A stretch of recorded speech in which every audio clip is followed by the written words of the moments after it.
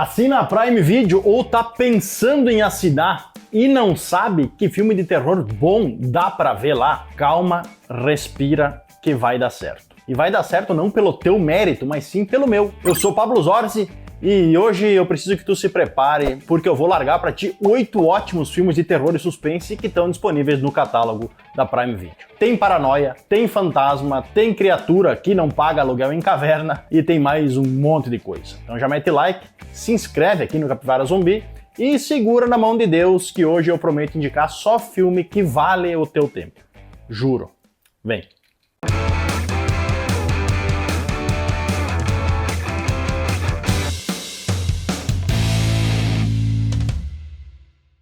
Ambientado no Velho Oeste do fim do século XIX, o vento acompanha a Elizabeth e o marido, recém-instalados numa cabana isolada no meio da pradaria. O cenário é vasto, desabitado e o vento não para, um ruído constante que parece entrar pelas frestas, mexer as portas e atravessar a cabeça de quem fica tempo demais sozinho. Quando o marido se ausenta por longos períodos para trabalhar, a Elizabeth passa a ser a única presença humana daquele horizonte interminável. E não demora porque a rotina começa a rachar com ruídos noturnos, sombras que parecem atravessar a casa e a sensação persistente de que algo observa do lado de fora ou do lado de dentro. A chegada de um casal vizinho a quilômetros dali dá algum alívio, mas também traz algumas tensões, confidências trocadas em sussurros, medos antigos que ressurgem e relatos de presságios que a pradaria teima em registrar. A narrativa alterna tempos diferentes, fazendo o espectador reconstruir os eventos pelos fragmentos de lembranças da Elizabeth. Uma escolha que reforça a dúvida sobre o que é fato, o que é memória e o que pode ser delírio dela.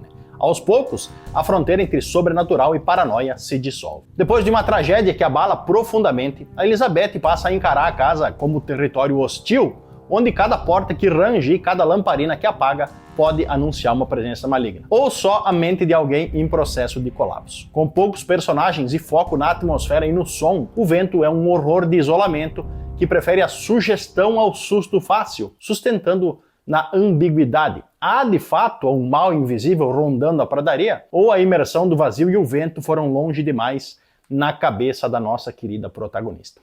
Façam suas apostas.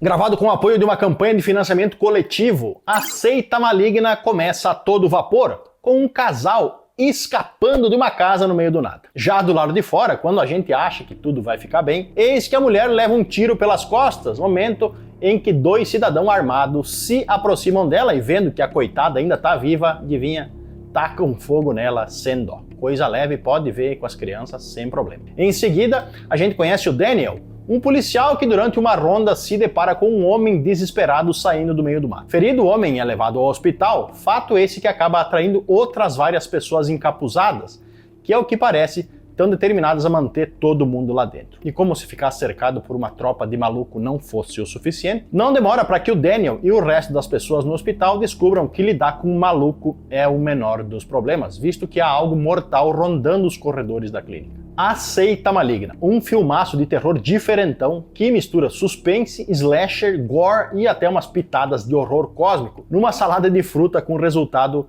que ficou surpreendente. Sério, assistam e depois voltem para me agradecer. De nada. Minha tulipa de túmulo, agora eu vou te colocar na pele de um assassino em série, mas só por 30 segundinhos. Me diz o que tu faria se uma pessoa que tu matou 10 anos atrás fosse atropelada numa madrugada nos dias de hoje. E como desgraça pouco é bobagem, nos dias seguintes mulheres grávidas começam a desaparecer, com os seus corpos sempre sendo encontrados empalhados e posicionados em cenas bizarras. É assim que começa a história de O Homem de Palha, meu livro. Te enganei, né? Achou que era um filme, mas é o meu livro. Pois é. Além de ser o melhor e mais humilde apresentador do YouTube, eu também sou escritor. Aliás, O Homem de Palha ganhou o prêmio Rubem Fonseca de melhor suspense policial no ano que ele foi lançado, o que só prova que eu sou muito foda mesmo. Então, se quiser dar uma conferida, vou deixar aqui no link a descrição para tu dar uma olhada. Valeu!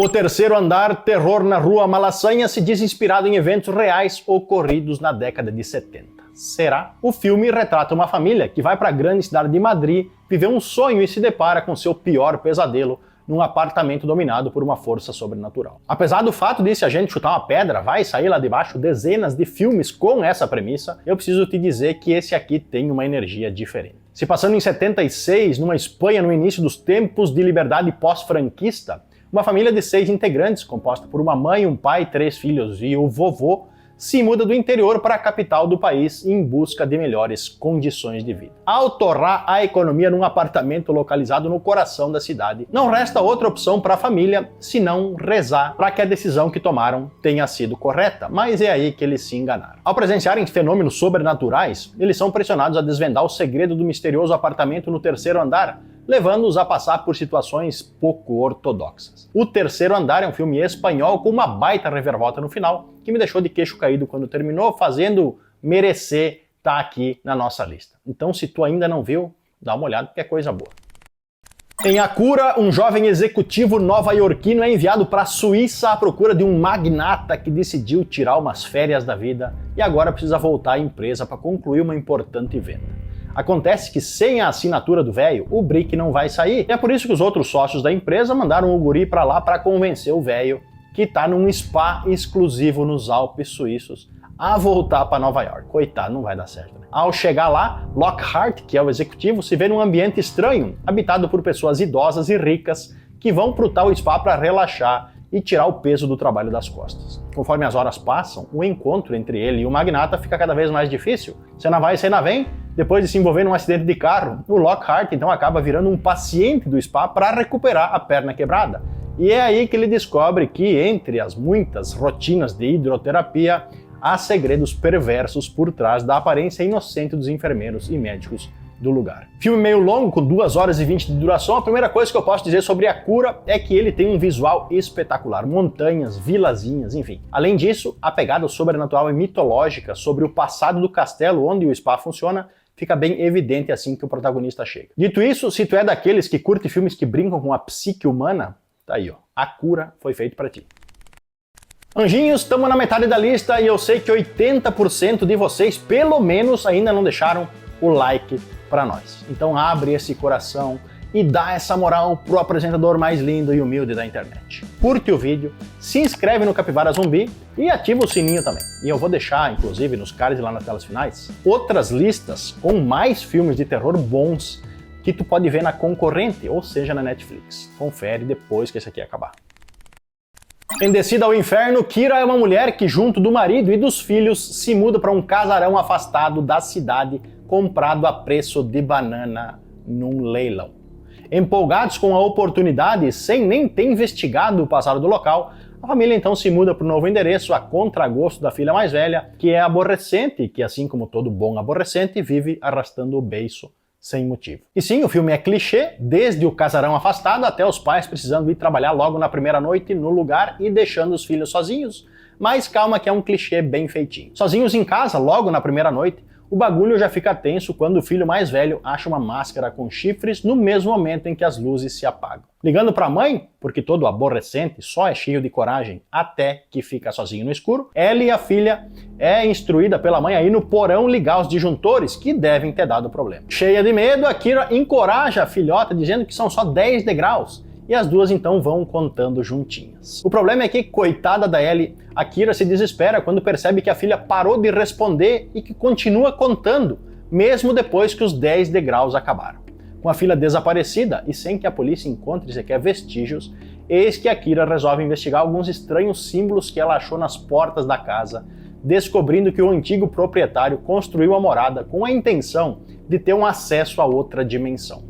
Pois é. Apesar da história manjada, Descida ao Inferno é uma boa opção se tu tá procurando tomar alguns sustos sem pensar muito. Eu vi e gostei, então já sabe, né? Nada de discutir com quem sabe das coisas. Sabe aquele ditado que quanto menos tu espera de alguma coisa, mais ela te surpreende? Me parece óbvio, né? Então, esse foi um caso. Presos no Gelo conta a história de um grupo de 5 jovens que vão até as montanhas praticar snowboard. Porém, durante a aventura, óbvio que algo de ruim acontece e um deles sofre um acidente e quebra a perna. O quinteto então fica sem saída e já que não dá para descer a montanha a pé, eles buscam um abrigo num hotel abandonado onde decidem passar a noite.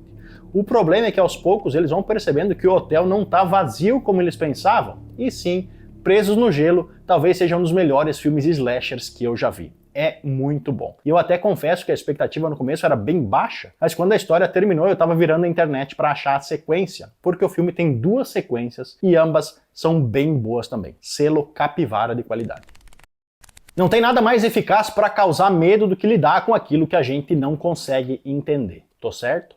Sim, né? Tô sempre certo. E é com essa premissa que Identidade Paranormal fisga a atenção do espectador desde os primeiros minutos, nos colocando na pele de Cara Harding, uma psiquiatra viúva que concentra sua reputação profissional em desmascarar a ideia da síndrome de múltipla personalidade. Ou seja, ela não acredita nisso, acha tudo uma baboseira e anda por aí desmascarando quem alega sofrer disso. Porém, certo dia, mostrando pra ela que a gente nem sempre tá certo, menos eu, né, porque eu tô sempre certo, as coisas mudam quando a Cara encontra um paciente que tá no corredor da morte e sofre com problemas mentais. O Adam, que alega que várias personalidades habitam a sua mente, sendo todas elas de pessoas que foram assassinadas no passado. Com a Julianne Moore interpretando a Cara, Identidade Paranormal aposta nessa mistura controversa de ciência e religião para dar ao espectador uma história interessante e bem amarrada sobre possessão à luz da medicina e a necessidade de se crer em algo para manter a sanidade. Não é verdade, eu não creio em nada e não sou maluco.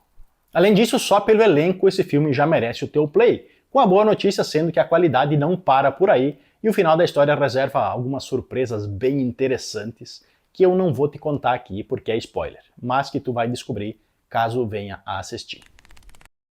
Por último, e talvez o mais conhecido da lista, a obra-prima do terror da qual eu vou falar agora é Abismo do Medo, em cuja história macabra a gente vai acompanhar um grupo de amigas que decidem se aventurar por uma caverna isolada.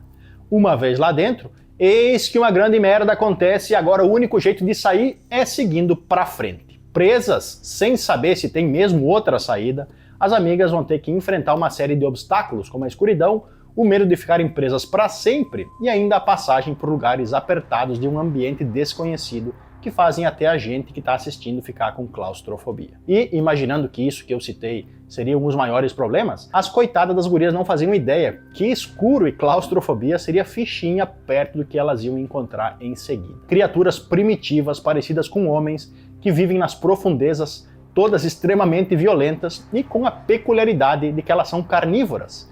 E não vêm carne fresca há muito tempo, de modo que eu nem preciso explicar o quanto a presença das gurias lá embaixo atiça a fome da bicharada. E é a partir desse ponto que o banho de sangue começa, com as criaturas atacando as coitadas uma por uma. Sem entregar a origem dos bichão de mão beijada, mas sempre sugerindo possibilidades durante as cenas, principalmente através de pinturas rupestres nas cavernas, Abismo do Medo é mais um das levas de filmaços de terror lançados nos anos 2000. E se é dos anos 2000, é bom, já sabe, né? Eu sou Pablo Zorzi, confere essas listas que eu preparei aqui do lado.